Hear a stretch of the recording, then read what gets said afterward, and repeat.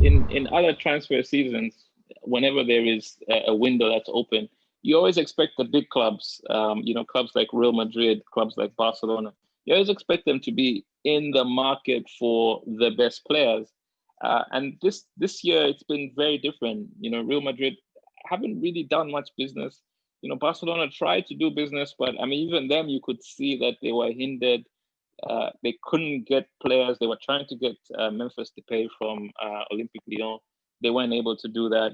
They were trying to shift Ousmane Dembele just so that they could create those funds. There were some clubs that were genuinely affected by COVID, and then there were other clubs that weren't affected at all by COVID. You look at some of the business that Manchester City were able to do. They were able to get Diaz from Benfica, for example, for crazy money when you consider that there's COVID. You look at Arsenal and that deadline day purchase of Thomas Partey from Atletico Madrid, again for 45 million.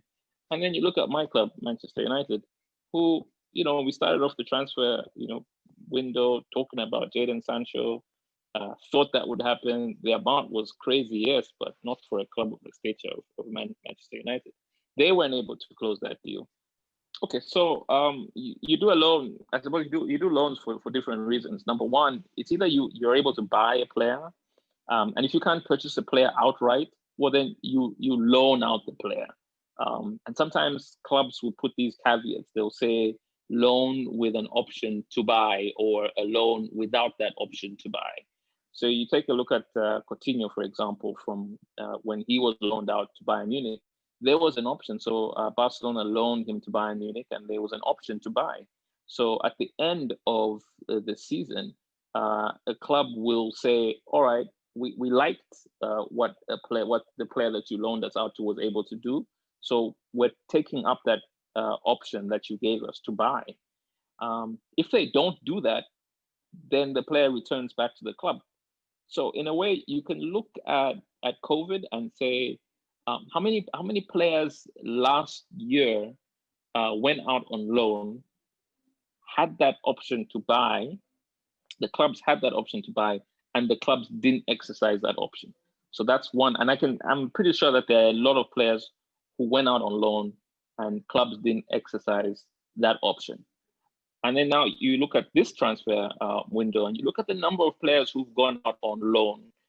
Once again, the number is huge. And loans work because, for clubs, loans work because you're not buying a player outright. All you're doing is saying, here's player A, we will pay half his salary, you will pay half his salary. So that's another way of looking and thinking, all right, that's the impact of COVID. So many players were loaned out. I am excited about the season. I'm excited that clubs have now done some business, because you can still do business. You can do business locally. So there is still that possibility that some clubs will be able to transfer out players within the league.